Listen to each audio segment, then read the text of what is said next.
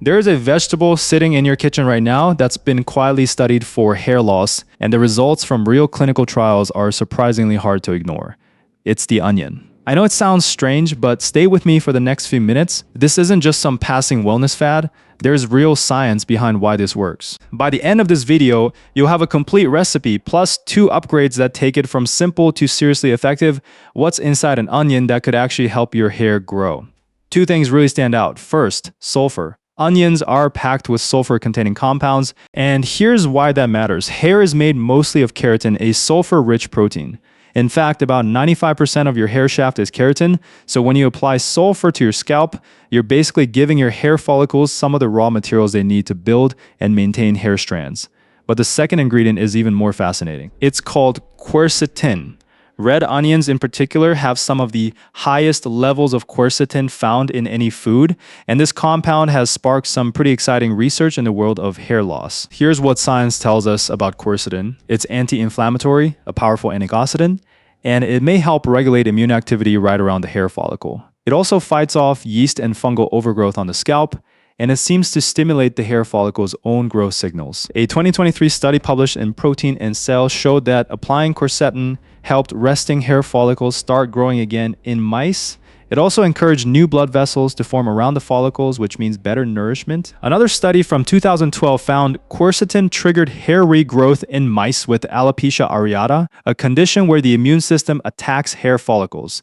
Now, these are animal studies, so they don't directly prove the same effects in humans, but they reveal real biological pathways, not just old wives' tales. Here's where it gets more concrete. A study in the Journal of Dermatology tested fresh onion juice on people with alopecia areata. Half the group applied onion juice to their scalps twice a day, while the other half just used plain water. After 4 weeks, nearly 74% of the onion juice group saw some hair regrowth. By 6 weeks, that number jumped to about 87%. The water group, only 13% showed improvement. That's a big difference. Now, the study had its limits. It was small and unblinded and hasn't been repeated on a larger scale. So it's not a silver bullet, but it's real data from a real trial. And it's why onion juice has stayed in the conversation for over 20 years. So let me show you how to make it and then 2 ways to upgrade the process for better results. Start with a red onion, not white or yellow. Red onions have the highest quercetin content, and that's what we want. Peel 1 organic red onion, chop it up, and blend it until you get a smooth slurry. Then strain it through cheesecloth or a fine mesh into a clean jar. What you're collecting is the onion juice. Here's how to use it. Wet your hair in the shower first, then massage the onion juice deep into your scalp. Focus on the roots, not just the surface, for 2 to 3 minutes. Step out of the shower, dry off your body, and leave the juice in your hair for at least 30 minutes. An hour is even better if you can manage it. A shower cap helps keep it in place. After that, rinse and shampoo your hair twice. This almost completely removes the smell. Do this twice a week. Many people start to see changes after 3 or 4 weeks, but results do vary. Now, here's the first upgrade. Add 5 drops of rosemary essential oil to your onion juice before applying it. This combo is more powerful than either ingredient alone. Why rosemary? A 2015 study compared rosemary oil to minoxidil 2%, a common hair loss treatment. After 6 months, both groups had similar hair growth, but the rosemary group had way less scalp itching. It's one study with a small group, and minoxidil has decades of evidence behind it. Still, rosemary oil looks promising as a complementary treatment. The magic ingredient in rosemary seems to be carnosic acid. It boosts circulation in the scalp, so more blood reaches your follicles. It also calms inflammation, which may help if your immune system is overactive on your scalp. Just add 5 drops of rosemary oil to each application, mixing it right before you use it. And now the second upgrade, this one's a bit more involved, but really interesting. Instead of fresh onion juice, ferment it first. Why ferment?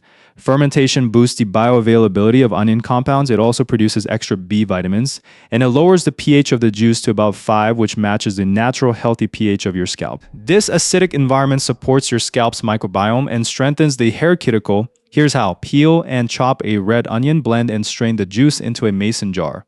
Then add about 8 ounces of filtered water, 1 teaspoon of sea salt, and half a teaspoon of raw honey. Stir well. Cover the jar with cheesecloth or a coffee filter, not a solid lid, so gases can escape. Leave it at room temperature for 72 hours. By day 2, you'll see little bubbles forming. That's good fermentation. After 3 days, strain the liquid again and transfer it to a squeeze bottle for easy use. Apply it just like before wet hair massage into scalp, leave for up to an hour, then shampoo twice. Do this twice a week for at least 6 weeks. One last thing often overlooked in hair loss conversations, vitamin D. Research links vitamin D deficiency to many types of hair loss, including alopecia areata. Vitamin D plays a key role in hair follicle cycles, and many people don't get enough, especially those indoors most of the time. Getting enough sun or supplementing might be worth discussing with your doctor if hair loss is a concern. It's a crucial piece of the puzzle.